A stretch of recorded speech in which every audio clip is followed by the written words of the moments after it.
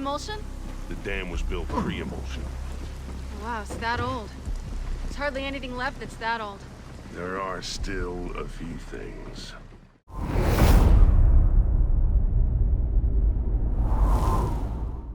Hey guys, Shadowz here, welcome back to another Gears of War 4 video from the Comic-Con gameplay released yesterday showing more of the campaign. We learned a bit more about the storyline as we get closer to the game releasing. Starting off straight away, we hear but then see Marcus Fenix himself join JD, Kate and Del as they continue their search for Kate's mum, Raina Diaz, who was actually captured by the new enemies known as the Swarm. Taking a closer look at Marcus, you may actually notice and recognize he is wearing what looks like to be his original COG armor from Gears of War 1 and Gears of War 2, which could mean Gears of War 4 isn't set in the summertime like Gears 3 was, as he returns to using his winter armor. Now, it has already been confirmed Marcus Fenix as a character will be playable in both multiplayer and Horde mode, but not in the campaign, as obviously it's already been announced previously. If you didn't know, the campaign will be 2-player co-op.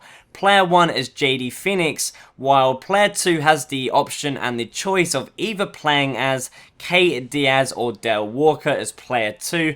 More Swarm enemies were seen that we haven't really had a good close-up of before. So first up we have the Imago, a crazy looking Swarm drone-like enemy that seems slightly more bigger and buff than your typical normal Swarm drone. We also as well had a better look at the Swarm-like boom enemies that were teased in the E3 2016 gameplay demo that I actually discussed in a video, shooting the Emulsion-like grinder weapon. So it seems like the Swarm will also have some sort of boomer-like enemy, but they are yet to still be announced officially what they look like or what they are. Collectibles were actually teased close to the beginning of the gameplay as JD actually approaches a dead COG Gear soldier, as you can tell from the collectible in-game symbol that shows up just before you actually go to pick them up. It looks like there's actually a bit more of a interactive animation in Gears 4 when finding collectibles or just COG tags in general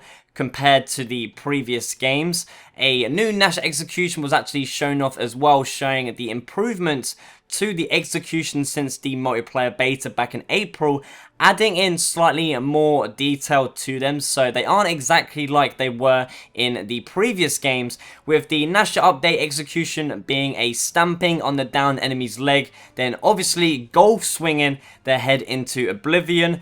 Lastly, we also got to see a gameplay fly-through teaser of a new multiplayer map known as Forge, which will actually be playable at Comic-Con 2016 if you are going to the event. While not much is known about how the map plays out in terms of multiplayer, but what we do know is that Forge is an interactive map in Gears of War 4 with a button located at the torque bow overlooking the boom shot area, which actually activates that round structure you can see right now with some sort of blazing fire that actually kills anybody inside where the boom shot spawns. So supposedly as well, it's a sight to both hear and see if successfully used by a player.